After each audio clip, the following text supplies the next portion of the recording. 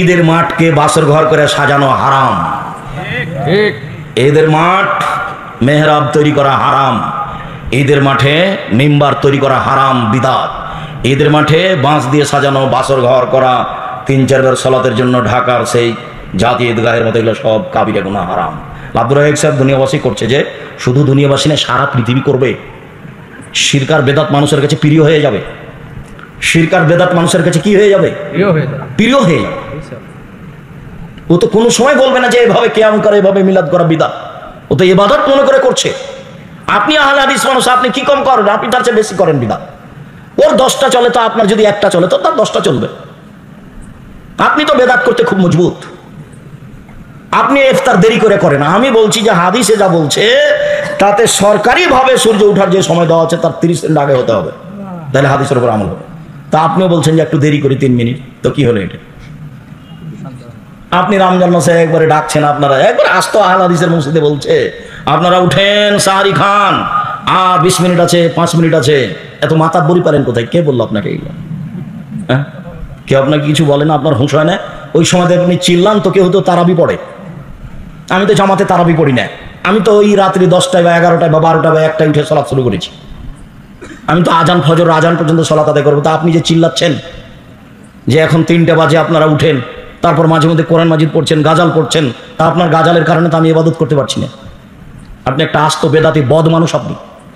আপনি বলছেন যে আমি ভালো দেখাচ্ছি, ওই ভালো রসুল দেখাননি, সাহাবীদের ওটার প্রয়োজন নাই, দিলে আজান দিতে হবে, নাহলে কিছু না।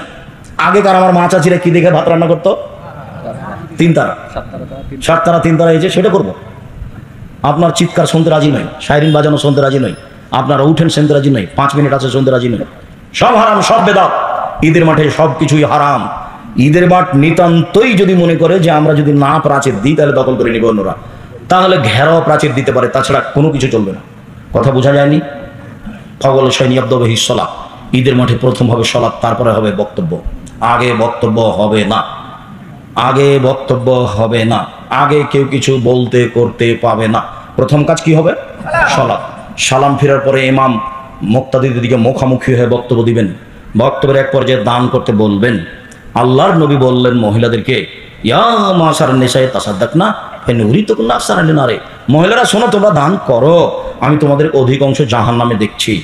জাহান্নাম থেকে বাঁচার সবচেয়ে বড় পয়েন্ট হলো দান। আল্লাহ রাসূল বললেন, পৃথিবীর মানুষ খেজুরের মূল অংশ আর খেজুরের বীজ, আঁটি, এই দুইটার মধ্যে একেবারে হালকা তরল একটা সাদা পদার্থ আছে। দেখেছেন কোনোদিন? আল্লাহ নবী বলছেন যে এইটার সমান দান করে তুমি জাহান্নাম থেকে বাঁচো। 2 টাকা হলো দান, 50 পয়সা হলো দান করে তুমি বাঁচো জাহান্নাম থেকে। মানে দানই মানুষকে জাহান্নাম থেকে বাঁচাতে পারে। হাদিস তো সব বোখারি মুসলিম। এবার শেষে চলে আসলাম, আজকের মতো আলোচনা শেষ করতে চাচ্ছি। দোয়া হবে না কিন্তু সালাত শেষে 2 রাকাত সালাত আদায় করে বক্তব্য দিয়ে সুবহানাকাল্লাহুম্মা ওয়া বিহামদিকা আশহাদু আল্লা ইলাহা ইল্লা আনতা আস্তাগফিরুকা কতগুলো চলে যাবে, মাঠ ছেড়ে দেবে। হাত তুলে দোয়া হবে না, হাত তুলে দোয়া করা সবাই মিলে বিদআত। সারা দুনিয়ার মানুষ করলেও বিদআত, একাই করলেও বিদআত। হাত তুলে দোয়া করা ব্যক্তিগত ব্যাপার। যেটা বললাম সালাতের ব্যাপারে সেটাই করতে হবে, এটাই নিয়ম। জোর করে আর একটা কিছু করলে ও করাই হবে। হুজুরের দা পটে হবে। হুজুর তো বলেছে, কে বলছে 7 ভাগে কুরবানি চলবে না, তো আপনিও করলেন, হলো। তো হুজুর বলেছে, কে বলেছে হাত তুলে দোয়া চলবে না, কে বলেছে আগে বক্তব্য দেওয়া যাবে না, তো আগে বক্তব্য দিল, ঠাসানে চেয়ারম্যান দিল, মেম্বার দিল, তারপর হুজুরও দিল। আমি যদি কোনোদিন কোনো মাঠে উপস্থিত হই, চেয়ারম্যান তো বহুদূরের কথা, উপর থেকে উপরে যারা আছে এমন কোনো মানুষ থাকবে না মাঠে যে সাহস করতে পারে আমার সামনে বক্তব্য দিতে পারে। ওই হিসাবে আমি রাখি, ওকে আমি উঠাই আর বসাই, উঠাই বসাই।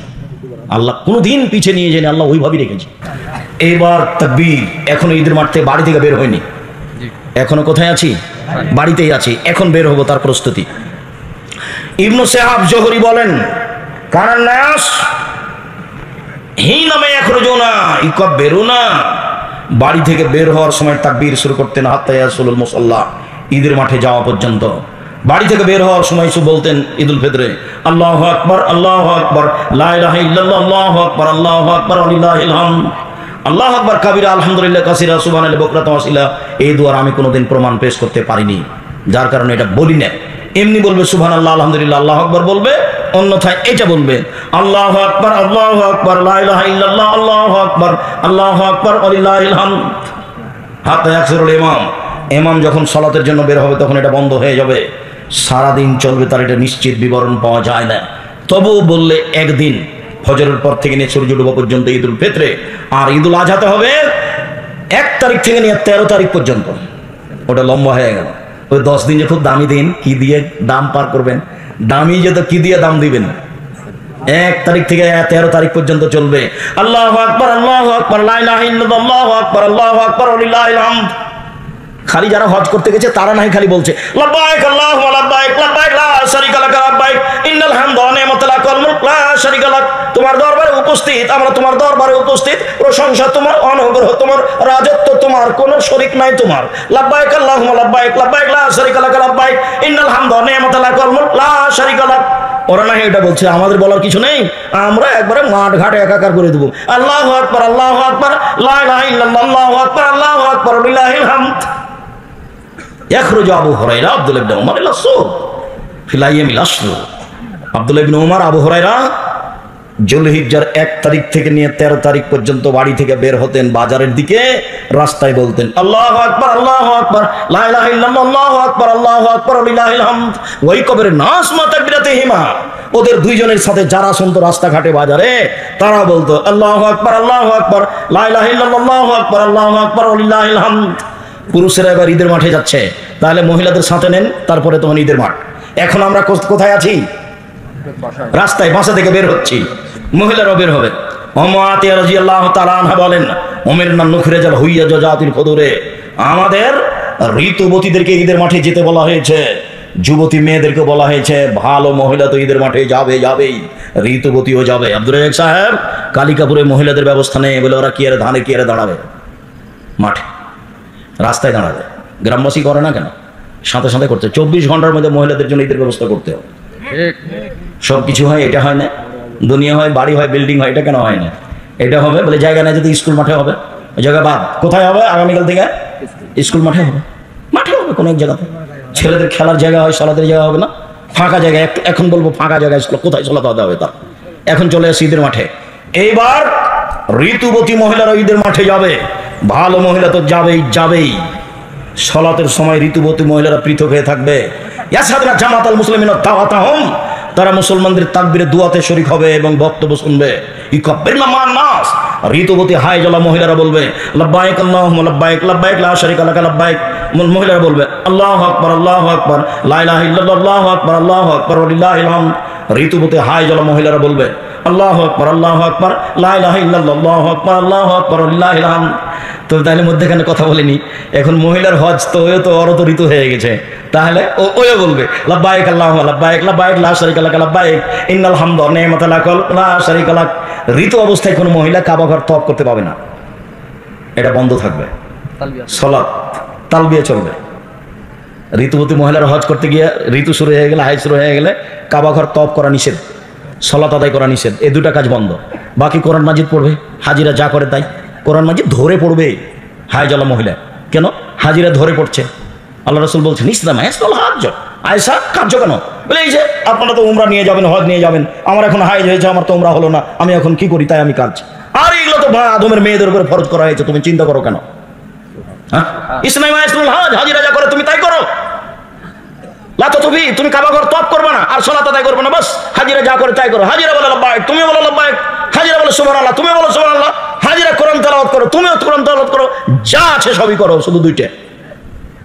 কি বলেন তো? দুইটা কি? এক সালাত আর তওয়াফ, এটা করতে পারবে না। ঋতুবতী মহিলা ঈদের মাঠে যাবেই। একজন মহিলা বলল রাসূল ইহদানা লাইসা লাহা জিলবাব, আমাদের অনেকের মহিলাদের না কারো চাদর নাই, তো কি গায়ে দিয়ে যাবে? এই দেখছেন চাদর লাগবে। মসজিদ বৈঠকের মুসলিম বল না, আপনি ওভাবে এসছেন কেন? ছোট ব্লাউজ করে দেবরের মোটরসাইকেল এসছেন আপনি? ছি ছি ছি ছি, দেবরকে ওভাবে ভালোবাসছেন কেন? দেবর আপনার দেবর, তাকে মূল্যায়ন করতে হবে, এই কথাই ঠিক। কিন্তু ভালোবাসা দিয়ে আদর করে কথা বলে মজাক করে তাকে সম্মান করতে হবে, এই কথা ঠিক নয়। আমাদেরও বাড়িতে আছে পুরুষ নারী, একজন আর একজনকে জানে না। আমার একটাই ছোট ভাই মুস্তফা কামাল, একটাই, আমরা দুই ভাই। এখন পর্যন্ত মুস্তফা কামাল জানে না যে ওর ভাবি কেমন, অথচ ও আমাদের বাড়িতে আছে, থাকছে, খাচ্ছে। ওই কিছুদিন থেকে একটু কমেছে, এই অল্প কদিন থেকে, 2, 4, 5, 7 বছর থেকে হতে পারে। সম্মানিত দিনী ভাই বোন, ওটা ব্যক্তিগত ব্যাপার। যখন মানুষ নিজ স্বাধীনতা, নিজের মান সম্মান বিবেচনা করে কোনো মহিলা, তখন সে পথঘাট বের করে নেয়। কোনো মহিলা যখন নিজের পর্দাকে নিজে রক্ষা করবো মনে করে, তখন কি করে নেয়? পথঘাট বের করে নেয়। কিছু কঠিন হতে পারে, হয় স্বাভাবিক। সম্মানিত দিনী ভাই বোন, কোথায় আছি এবার? ঈদের মাঠ। ঈদের মাঠে এবার চলেন, ঈদের মাঠে যাই।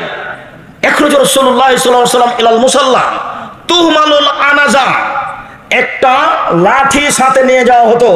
ফানসিবা বাইনা ইয়াদাইহি, লাঠিটা সূত্রা হিসাবে গেড়ে দেওয়া হতো। ফাইসাল্লি আলাইহা, আল্লাহর রাসূল সেই লাঠির দিকে মুখ করে সালাত আদায় করতেন। ওয়া না যালিকা লা ফাদা ফিহা আইস্তাতারু বিহি, লাঠি গাড়া হতো কেন? ঈদের মাঠে কোনো কিছুই ছিল না যা সামনে রেখে সালাত আদায় করা যায়, এই জন্য ফাঁকা জায়গায় ঈদের সালাত হতো। এই জন্য শুনুন, খুব ভালো করে শোনেন। আলহামদুলিল্লাহ, আলহামদুলিল্লাহ, আলহামদুলিল্লাহ, আলহামদুলিল্লাহ। কোনো দিন আল্লাহ কোনো মানুষের অধীনে রাখেনি, একবারে ফ্রি রেখেছেন, যার কারণে কোরআন হাদিস খুব স্বাধীনভাবে বলতে পারি আলহামদুলিল্লাহ। কোনো সময় কোনো বাধার মুখোমুখি হয় না। কেউ যদি পথ খরচ না দেয় তো তা আসে যায় না, ওকেই পাল্টা পথ খরচ দেবো ইনশাআল্লাহ। যার জন্য আল্লাহর শুকরিয়া আদায় করি, মাঝে মধ্যে সিজদা করে শুকরিয়া আদায় করি। আলহামদুলিল্লাহ, তোমার শুকরিয়া আদায় করি। ভুল ত্রুটি যদি হয় তুমি মাফ করো, আমার ভুল দিয়ে তুমি জামিয়া সালাফের ক্ষতি করো না। আমি মানুষ হিসাবে ভুল করে জামিয়া সালাফের ক্ষতি করতে চাই না। তুমি সর্বশক্তিমান, তুমি জামিয়া সালাফে কবুল করো। সম্মানিত দিনী ভাই বোন, আব্দুল্লাহ মিন্নাতুল বারী দ্বিতীয় খণ্ড বের হয়েছে, ব্যতিক্রম বই বুখারীর ব্যাখ্যা দ্বিতীয় খণ্ড। অনেক বড় সাধনার কাজ, অনেক বড় কাজ, অনেক বড় সাধনার কাজ। ওটা আপনাদেরই ছেলে, আপনাদেরই ভাই, দোয়া করবেন তার জন্য।